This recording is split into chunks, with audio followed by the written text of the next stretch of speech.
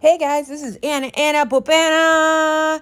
Yeah, it's been a minute since she's had her hair done, so we're going to get to it right now in this edition of Hair Toots Light. Hey everybody, welcome to Hair Toots, raw, real, and diverse hair education, tips, and tricks. Please don't forget to like and subscribe. Hey guys, sometimes we get a little busy, so I did put some foils right there in the front, as you can see. So I put like 4 straight back in the mohawk section, like boom, boom, boom, right next to each other. Now I'm working on the side. So I am using no bleach to make this redhead. So Oligo Pro does have a line, and it's the P55. It's in the blue box, and they have 6 or 7 shades that do lift tint. And now it's not going to be like using bleach, but it will lift tint. And they have a red, a copper, and some blondes.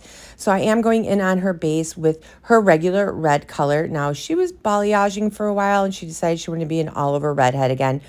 So I'm just doing some deep weaves because she wanted some contrast with her red and some bright red, but she did not want to use bleach. And I always use Olaplex, but Anna's got the tender vittles.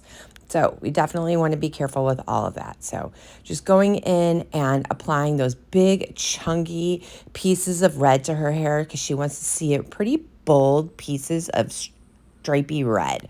And so then I'm going to go in between that, and I am going to apply her base color, which is just the Calura in a red. And I love Calura's reds. I think they're absolutely beautiful, and they stay awesome, and they're super bright. So just going ahead and applying that to the whole head. And this is all going to be done in a one swoop. And of course, I added Olaplex to all my mixes.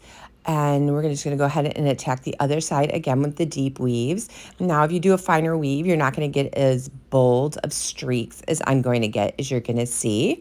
And I do love using my Nomad hair foil board because I love just like pushing the product into the hair, and it really helps me penetrate into the hair.